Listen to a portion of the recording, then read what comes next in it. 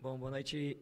Inicialmente, eu acredito que outro dia eu comentei sobre relações socioafetivas que a gente busca constantemente. E claramente, uma das poucas relações socioafetivas que temos encontrado é essa relação do próprio Dudu com o Arana. O plano de jogo em si demandava jogadores com perna hábil para poder encontrar os espaços que a defesa do Bahia deixava, uma defesa bastante conhecida pela sua forma de atuar, uma equipe que prioritariamente fecha o eixo central. Então, obviamente, a gente, como plano inicial, imaginava ter jogadores com diferença quando os caras estudam o direita, jogo, né? canhotos pela esquerda, para que a gente pudesse atacar um Totalmente bloco que, com certeza, diferente. estaria muito compacto a nível vertical. Então, tinha uma carta na manga, uma carta bem segura, que a gente já reconhece que essa relação do Dudu com a Arana, obviamente, que nos fez bem. Obviamente que a expulsão condiciona também, a gente precisa levar o jogo como algo mais amplo, não somente a troca de peça que te faz ganhar ou perder o jogo, mas claramente a gente vai encontrando soluções, vai seguindo rumo a uma invencibilidade importante. Obviamente, daqui para o final a gente ainda tem muito para remar. Diogo, boa noite. Cláudio Rezende, da Itatiaia. O Galo não vencia por 3 gols de diferença desde maio deste ano, era um tempo longo, né? E hoje, além de um bom futebol, uma boa parte da partida, né? Teve gol do Hulk, um simbólico 500 da carreira dele. Teve um golaço de falta do Igor Gomes, que todo mundo foi abraçá-lo. Depois uma assistência do Rony para o Biel, que não fazia gol há muito tempo. Esses jogadores aí, a recuperação desses atletas num momento importante, queria que você falasse essa visão da comissão técnica, porque tem uma final próxima agora. Primeiramente, eu acredito que a vitória é incontestável. Mesmo antes da expulsão, havia um domínio, havia um controle da ação, ofensiva sobretudo. Volto a falar, eu acredito que a gente tende, no futebol brasileiro, a relativizar ou a dar demasiado protagonismo para jogadores individualmente. E o futebol é um esporte coletivo, onde as relações, quanto melhores as relações, quanto mais tempo as relações vão se consolidando, melhores a gente vai ver alguns jogadores. Eu entendo muitas vezes a frustração do torcedor, da própria imprensa sobre alguns jogadores, mas acredito que desde o momento que a gente chegou aqui, nosso objetivo não era só realmente recuperar individualmente alguns jogadores, era potencializar uma forma coletiva que com certeza daria à nossa equipe um maior protagonismo. Hoje, por coincidência ou não, a gente começa a encontrar que jogadores vão encontrando sua melhor forma dentro de um contexto coletivo, dentro de uma equipe que vai encontrando uma melhor maneira, que vai encontrando melhores relações. Sem dúvida nenhuma, estar mais longe da zona de rebaixamento vai facilitar para que as relações sejam ainda mais positivas, porque no momento da dificuldade é sempre muito difícil que você consiga coletivamente dar uma resposta. Então a gente fica, sem dúvida nenhuma, bastante contente pelo nosso trabalho, sem dúvida nenhuma pelo trabalho dos atletas que, pelo menos desde a nossa chegada, é um trabalho de uma capacidade de esforço, de intenções, boas intenções. Eu acho que hoje, graças a Deus, a gente consegue trazer algumas respostas individuais, mas sem esquecer que isso dentro de um contexto coletivo, no nosso esporte, no futebol, não aconteceria. Diogo, Giovana Oliveira, da Rádio TMC. Falando voltado em relação aos jogadores individuais, temos o caso do Everson, que hoje também completou uma marca muito importante, seu 100º jogo pelo Campeonato Brasileiro sem sofrer nenhum gol, se não me engano, o número 73 com a camisa do Galo. E numa semana de data FIFA em que o técnico Carlo Ancelotti acabou não convocando ele. Como fazer com que mostre que é um grande goleiro, um dos principais do Brasil, e abaixar a bola e falar assim, cara, seu momento vai chegar ainda para ser convocado, inclusive a Ancelotti mandou um abraço para o São Paulo também, então como mostrar também essa eficiência dele e que ele tem muita força no Galo? Eu falei do Everson na última entrevista lá em Porto Alegre, volto a falar, futebol segue sendo esporte coletivo e a gente fica muito contente, primeiramente com essas marcas individuais, que elas entram para a história de uma instituição, entram para a história da carreira de jogador e isso é inegável que tem um valor extremamente importante. Mas, sem dúvida, eu acredito que nesses 100 jogos que o Everson hoje alcança sem sofrer gol, há uma participação bastante importante daqueles que o ajudam a defender a porteria, porque não é tão fácil defender estando exposto. Então, volto a falar, valorizo muito a marca do Everson, acredito. Esse cara aí, ele é brasileiro, hein, mas já tem um sotaque estrangeiro, né, de tanto andar aí com São Paulo e sua comissão.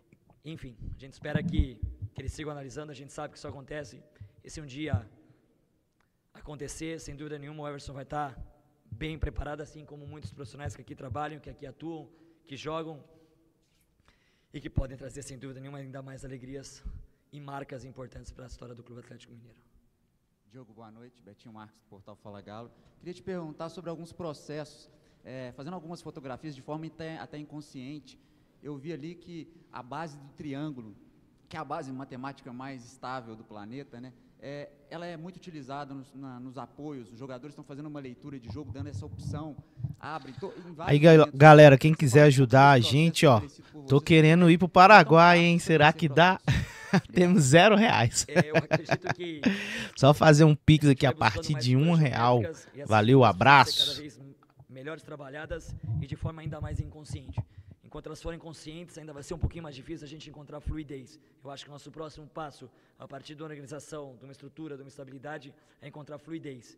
Quando a gente é, de fato, geométrico ou rígido, talvez seja ainda mais fácil, ou os adversários podem ler com maior quantidade, com maior capacidade. Eu acredito que a gente não só está tentando criar relações de triângulo, mas de losango, de pentágono e assim sucessivamente, porque, sem dúvida nenhuma, essas formações vão gerando melhores relações mais curtas, a gente vem falando muito sobre isso, que facilitam com que a gente evite correr para trás, evite transições tão rápidas no nosso futebol brasileiro, como a gente viu aí, pelo menos os 10 primeiros minutos no Bahia. Mas, claramente, o objetivo dessas relações é cada vez mais encontrar... os meninos do Bahia deu um suorzinho no começo, viu? Até postei no meu Instagram ali que... Depois que o Everson caiu, deu uma melhorada no jogo, hein? Lucas Maia aqui do Tempo. Duas coisas, porque você disse... Comenta aí o que você acha da partida de hoje. Pra mim, impecável o segundo tempo. Então, eu imagino que tenha sido uma estratégia a bola aérea também do Atlético, principalmente no primeiro tempo. Só que a defesa do Bahia estava muito bem nessas bolas aéreas. Eu quero te perguntar se, para o segundo tempo, você conversou com os jogadores de tentar a bola mais curta, alguma associação, até mesmo porque no gol do Hulk, o Arana olha para a área, vai dar o cruzamento, mas decide dar um passe rasteiro para o Hulk. E só a segunda coisa, se me permite, já que você está falando muito de relações, na importância da relação entre Hulk e Dudu. O Hulk é muito potencializado quando tem um companheiro de ataque que associa bem com ele, que joga pelos lados também. Primeiramente, estava bem claro que o plano de jogo pedia realmente essas ações de perna dominante. E a gente também tende a relacionar perna dominante com cruzamento, e cruzamento ele é aéreo, e se é aéreo a gente não tem altura para dominar esse duelo. Era muito importante que os nossos cruzamentos não fossem direcionados, de fato, à estatura da linha defensiva do Bahia, que era uma linha que estava muito bem preparada, e depois, conforme foi passando o primeiro tempo, a gente foi identificando de que a gente tornou o jogo muito previsível, bastante, com pouquíssima variação. Então, a gente costuma usar um termo internamente que a gente foi treinando o Bahia para defender cruzamentos. Então, mais do que nada, a pauta no intervalo era que a gente tivesse uma variedade maior de cruzamentos. Com a ida do Dudu para lá, a gente tinha cruzamentos com perna trocada, tinha movimentos do Arana profundos, que seguramente eram ataques de uma outra zona, e ainda tinha pedido um pouquinho para que o Renzo e o Júnior gerassem esses apoios sobre os corredores laterais, para que a gente também tivesse cruzamento um pouquinho mais distante. Então, claramente, o Bahia te cede esse espaço e oferece que você ataque ele por fora. A gente precisava ser um pouquinho mais variável em toda essa conduta, para que de fato a gente não ficasse criando situações de cruzamento, como muitas vezes acontece no Brasil, aumentando a estatística e diminuindo aquilo que seria a nossa expectativa de gol.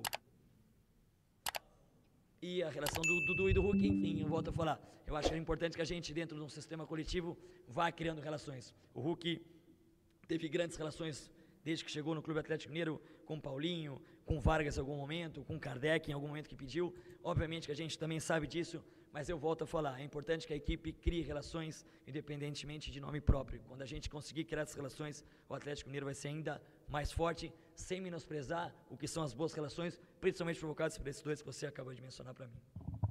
Diogo, Nath, da ESPN. Inteligente, hein? Passado, teve uma cara aí é inteligente, mano. E chegou no Campeonato Brasileiro até a última rodada, perigando não cair. Esse ano, a equipe está conseguindo pontuar antes da final. Isso dá mais tranquilidade para o trabalho, pensando na final da Sul-Americana? Sem dúvida nenhuma. Há pouco a gente comentava no próprio vestiário, na reunião com os atletas, de que eu não sei qual é o caminho daqui para a final. Não sei, de fato, o que fazer. Eu sei o que não fazer.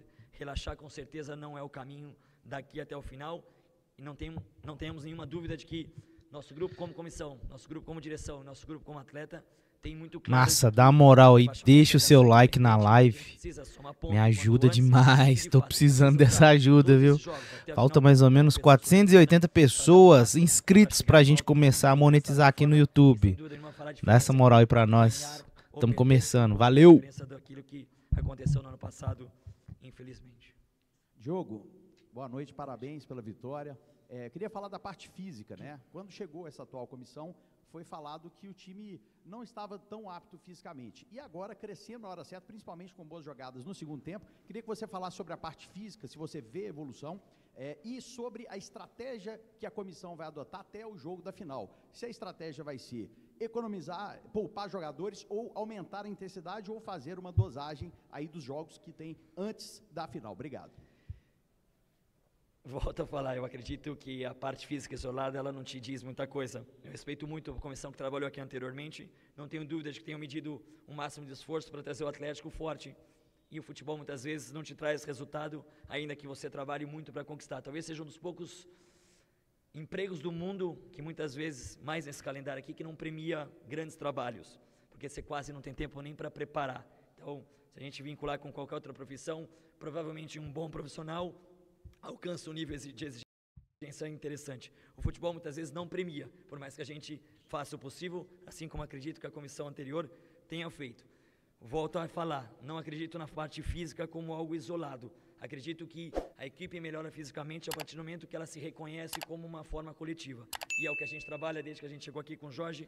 O Jorge, prioritariamente, pouco trabalha essa relação, mas é o que a gente mais busca é que a equipe encontre uma forma, se reconheça dentro de uma forma e, obviamente, que essa forma demanda fisicamente algumas questões, alguns esforços que são trabalhados diariamente em qualquer das atividades que a gente trabalha. Em relação ao plano daqui para diante, a gente segue na luta, primeiramente para escapar do rebaixamento, para poder colocar a cabeça bem tranquilo no travesseiro todo final de semana daqui até a final da Copa Sul-Americana, obviamente, rodando jogadores, mas não rodando por uma questão física nem de planejamento, rodando porque características diferentes de adversários demandam jogos e estratégias diferentes. Também não é comum no nosso futebol e muitas vezes a gente vê isso como uma falta de entrosamento. A gente vai usar esse termo. Não existe entrosamento, existem relações. Algumas relações se afiançam mais fáceis e essas a gente tem que evitar perdê-las porque de fato nos fazem ganhar jogos, mas basicamente o objetivo daqui para o final é o único só, é não relaxar e chegar o mais forte possível. Nessa reta final, que é muito importante ainda, que a gente ainda não se livrou da situação, e sem dúvida nenhuma na competição sul-americana contra o Lanús no Paraguai. Boa noite, professor. Eu quero saber o que aconteceu dentro do vestiário na hora do intervalo para a gente transformar as Gostei, hein? que a gente já tinha em posse de bola e em chances de gol. Os caras tá dando bom dia lá no CT. Uma melhora aí absurda no resultado final, né? Que é o que o clima tá bom. São muitos fatores, a gente volta a falar, são fatores vinculados ao próprio contexto do jogo.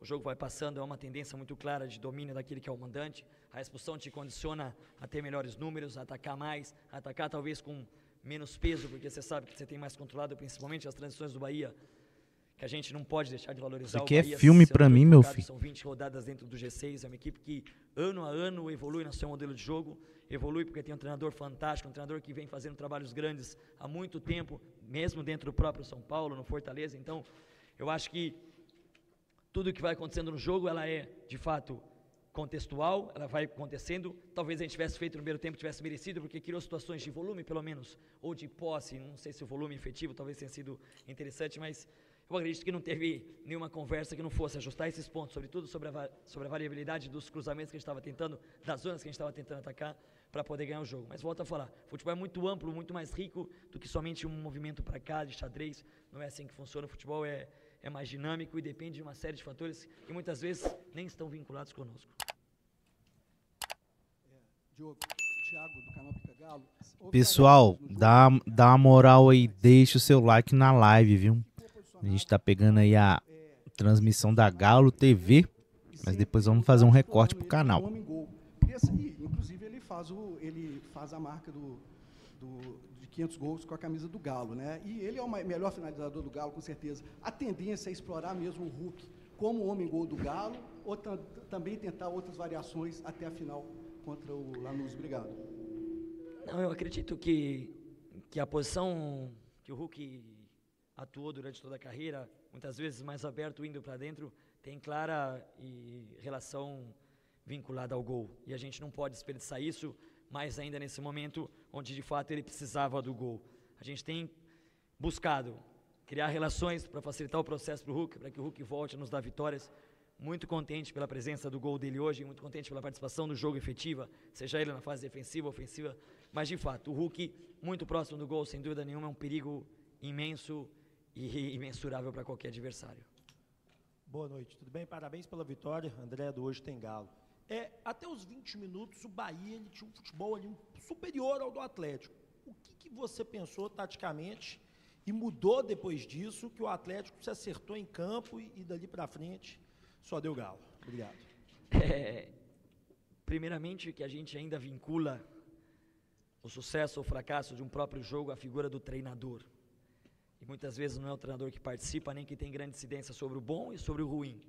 Eu acredito sim, concordo contigo, acho que o Bahia, como um time tal de organização ofensiva, que é um time talvez entre os melhores do nosso torneio, talvez muito próximo aí ao Flamengo, que sem dúvida nenhuma tem qualidade para isso, o próprio Mirassol, que vem desempenhando um grande papel ofensivo dentro do próprio torneio. O Bahia não é diferente, e a gente sabia que a exigência do jogo, sobretudo na fase defensiva, seria muito importante, porque é um time que te domina. O Bahia domina em ambos os lugares, é um time que está acostumado, porque tem um tempo de processo e de cultura de jogo muito vinculado. Então, acredito que a gente teve que suportar esses 15, 20 minutos iniciais para não sofrer o gol, e não é essa a estratégia, ao contrário, a estratégia era atacá-los de imediato, mas como sempre, há um confronto e há uma dominância, muitas vezes física, anímica, técnica, tática, e a figura do treinador em si participa, ela tem pouca participação, sobretudo dentro do próprio jogo, dentro de um próprio tempo, onde de fato você não consegue nem nenhuma comunicação com aqueles que estão dentro do campo. Eu acho que é mérito dos jogadores por também obterem uma cultura de treinamento que te leva a encontrar soluções e gerar adaptações dentro do próprio confronto.